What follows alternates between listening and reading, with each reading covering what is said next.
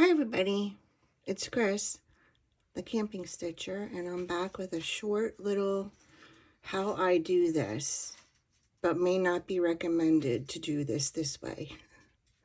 I've shown my book of days before and how I've added some trackers to it and extra pages, and I use my binding machine, this one here. This is something I got, I think the Christmas before last, maybe last Christmas. It's a fellow's comb binding machine, and it comes with where you put the combs and you punch the pages to put the comb in. So that's what I'll be using. I'll put that out of the way for now. I probably should have done the staple removal before, but this is the 2025 Book of Days, and this is what works really well for me. So hopefully there won't be any horrible miscutting or, unfortunate incidences during this. But what I do, and you probably shouldn't do this with your fingernails, but I'll get a tool over here, is I take there's two staples in it, and I just lift them up and remove them without trying to hurt myself. There's one. So it is New Year's Eve, so I figured I better get this done. So happy New Year's Eve. I hope you have a lovely New Year. We are just staying in and having some nauseous. Maybe we'll stay up, maybe we won't. We're going to watch a movie. We don't usually go out. So it's been crazy. It's going to be a nice day today, but it's been crazy foggy out lately. So anyways, okay, those staples are out. So the tools I use, I have a rotary cutter I use for cutting things that are not fabric. And then I have my Omni-Grid ruler. So let's hope this doesn't go wildly wrong. I'll take a few quick clips and I'll put them on the ends so that my pages kind of stay together when I cut. Now, I'm not recommending you do this. You're probably better off going to Staples and asking them to do, bind it for you, or you can buy one already done. But I don't have a Staples near me anymore. Apparently, they don't think it's necessary for where I live. So anyway, you know what? I think what I did last year, and I think this is probably a better idea, cut the cover separately than the pages. So let's do that first. So I'll just line up. I hope you're seeing, I hope I'm in the camera. I'm not used to making, tutorials that are professional. I don't have a crew. So I'll line it up as best I can to the center where I see those staple marks. And I'll line up the bottom edge to one of the black marks on the ruler. And there's the cover cut apart. Hopefully I remember how to put it in the machine the right way.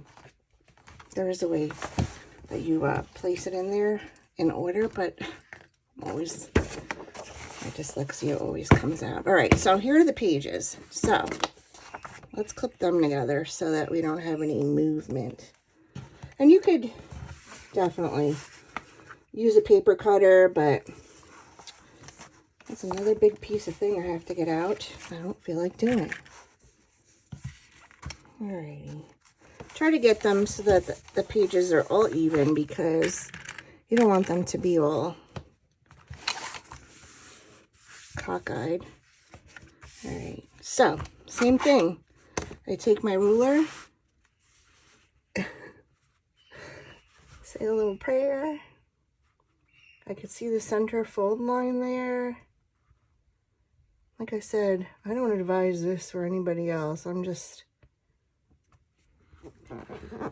a journal daredevil.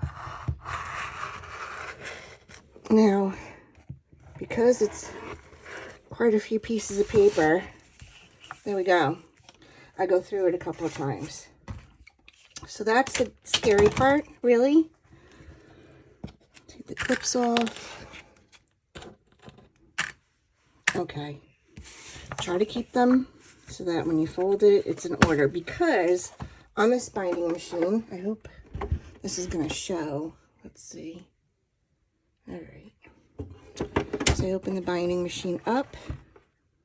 Okay. So hopefully, oh, here. Here are the little binding combs. They come in different sizes. All of this is linked on my, but if you're just going to do one book, it's really more economical to have Staples do it. And I always have to figure out which way is what. Okay. So when you put that comb in, let's see if I did it right. Nope. Aha, here we go. All right. There it should open the combs up if you did it the right way. And I did not. So, gotta make sure the combs are facing the right way. All right. So let's see. Alrighty. Let's see if they'll open. Okay, see? See my little open? I don't know if you can really see that, but see the combs open, the edges are open. Pull it back even further, you can see that's opened up. Okay. So, here we go with the punching. So, if in my head I have this right, I am going to punch. Sorry if you could hear my birds. They're like nuts this morning. I'm going to punch and then lay. Okay. So I'm going to face it away from me. And hopefully I don't have to do anything nutty.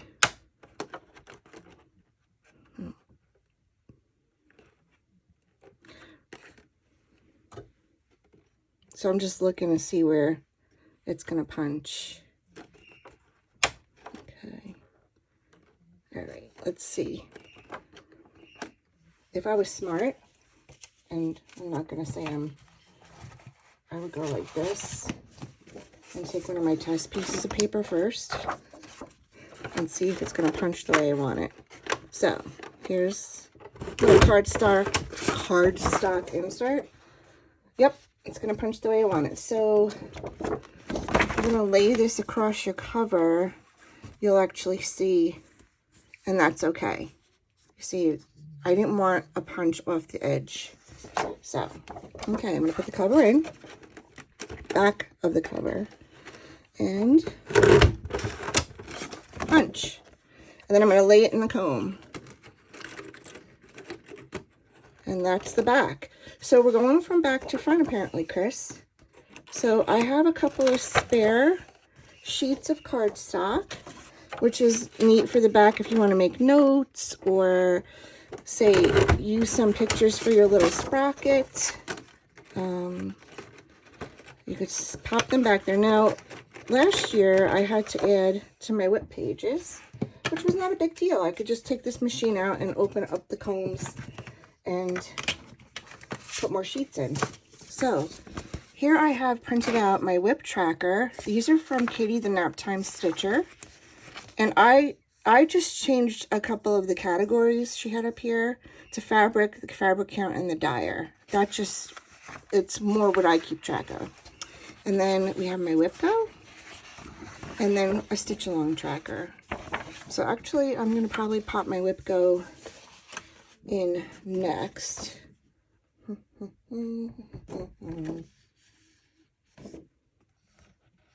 Okay. Just make sure you're going to be facing the wrong way. So the print of the paper is going to be facing away from me when I'm doing this right now. Now I have no idea if this is the right way of doing it. This is just the way I do it. And you know me. Okay. Now, you could do a couple of sheets at a time, but I wouldn't go crazy. Like this binding machine says it could fit 15 sheets of paper, and I'm sure it could, but I don't want to fight with a binding machine. Okay. I wish the handle was a little bit back farther, but just take your time. Okay. All right, now later on I will add little tabs to the top so that, oh god, here we go, Chris, so that I can easily flip through.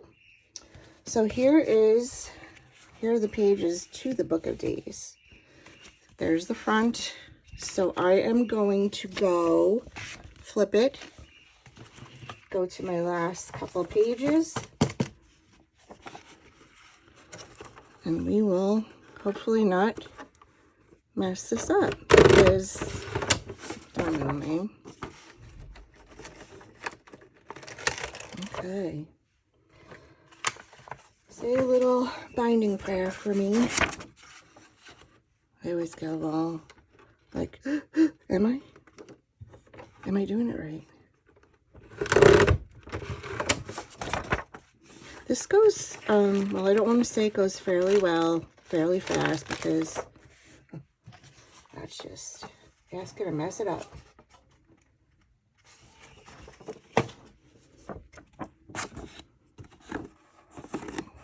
Extra pieces there. Okay. So I have I've gone through a couple of ways of journaling my cross stitch, and this is the one that I think just works really well for me. So, all right, we're almost done. Last couple of paper pages, and then the front cover.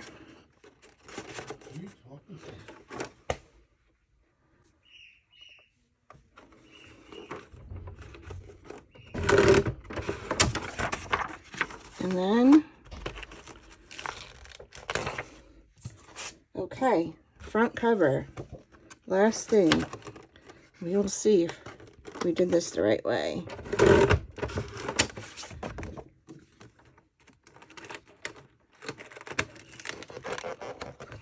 Okay.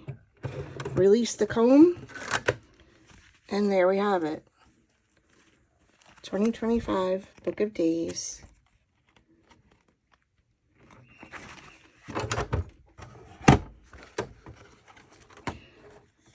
Lace flat. I didn't lose any space here, which is why I like doing it myself, because I just not good at explaining what I want to. And that's it. That's how I do it. And like I said, I'll put tabs on each section that I added in the back. And if I ever want to change anything, I can come back and just put this back in the machine, open the comb up, and add some more pages. So I hope that shows you what I do, and I will see you in the new year. Happy New Year. Bye.